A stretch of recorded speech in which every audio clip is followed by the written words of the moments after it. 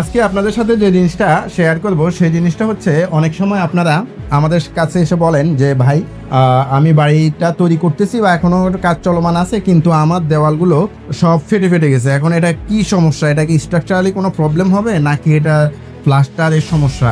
এটা আমাকে একটু বলেন তো। এটা আসলে এই যে দেখেন এই জিনিসটা, এটা কিন্তু একটা লিন্টেলের 6 ইঞ্চি নিচ দিয়ে 2টা লেয়ার ইটের পরে এটা ফেটে গেছে। এই ফাটাগুলা কিন্তু আবার মিডল লেভেলে, এই যে হেয়ার ক্র্যাকগুলা এগুলো হচ্ছে মিডল লেভেলে হয়েছে, দেখেন এই যে ফাটলগুলা। এবং হচ্ছে ওই পাশের দেওয়ালটা দেখাও, এই যে আমাদের এখান দিয়েও সবগুলো কিন্তু ফেটে গেছে। তো এটা আসলে কেন হয়? নাম্বার 1 রিজন হচ্ছে, এই বিষয়টা হওয়ার মূল কারণ হচ্ছে আমরা যখন গাঁথুনি করি, এই গাঁথুনি করার সময় আমরা মশলা যদি অতিরিক্ত দুর্বল করি বা পানি বেশি খাওয়াই, সেক্ষেত্রে আমাদের দেয়ালের পানিটা কিন্তু আস্তে আস্তে শোষিত হয়। আর যখন আস্তে আস্তে শোষিত হলে এটা কিন্তু আস্তে আস্তে সংকুচিত হয়, সেই জন্য এই ধরনের হেয়ার ক্র্যাক হইতে পারে। দ্বিতীয় নাম্বার যে জিনিসটা, এই যে আমাদের প্রতিটা জয়েন্টের যে বোর হোলটা থাকে, এই যে এই পয়েন্টিং যদি অতিরিক্ত মোটা হয় নির্দিষ্ট সাইজের চেয়ে, সেক্ষেত্রেও কিন্তু আমাদের এই প্রবলেমটা ফেস হয়।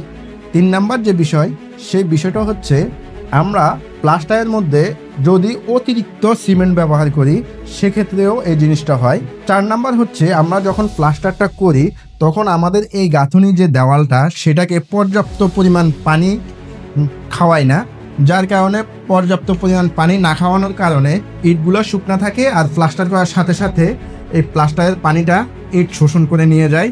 এর পরের যে বিষয়টা, সেটি হচ্ছে যে আমরা নিজেরা পর্যাপ্ত পরিমাণ পানি খাওয়াই না, যার কারণে কিন্তু এই ধরনের হেয়ার ক্র্যাক হতে পারে। এবং আরেকটি বিষয় হচ্ছে, আমরা নির্দিষ্ট পরিমাণের চেয়ে অতিরিক্ত সিমেন্ট ব্যবহার করার কারণেও কিন্তু এই ধরনের হেয়ার ক্র্যাক হয়।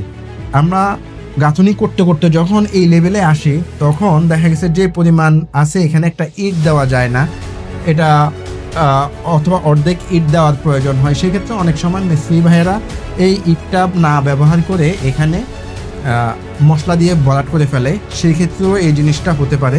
তো এবার সমাধান কি? সমাধান হচ্ছে, আপনি যখন গাঁথুনি করবেন তখন গাঁথুনির সময় অবশ্যই চেষ্টা করবেন মশলা যেন অতিরিক্ত ভিজা বা অতিরিক্ত নরম না হয়।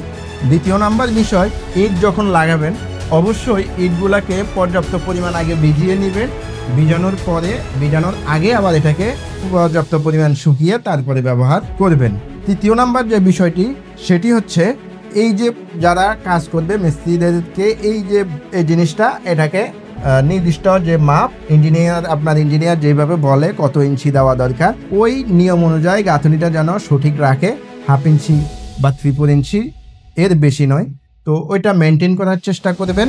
এবং আপনার গাঁথুনিতে যদি 1:4 হয়, সিমেন্ট বালি রেশিও যদি 1:4 হয়, তাহলে ওইটা মেনটেন করবেন যেন সিমেন্ট কোনোভাবে বেশি বা কম না হয়। এবং গাঁথুনি যখন করবেন পর্যাপ্ত পরিমাণ কিউরিং করবেন। গাঁথুনির পরে যখন প্লাস্টার করবেন অবশ্যই পর্যাপ্ত পরিমাণ গাঁথুনিটিকে ভিজিয়ে নেবেন, এবং কাজ শেষ হওয়ার পরে অবশ্যই পর্যাপ্ত পরিমাণ কিউরিং করবেন। তাহলে আর আপনাদের দেওয়াল ফাটার এই সমস্যা থেকে আপনারা রক্ষা পেতে পারবেন।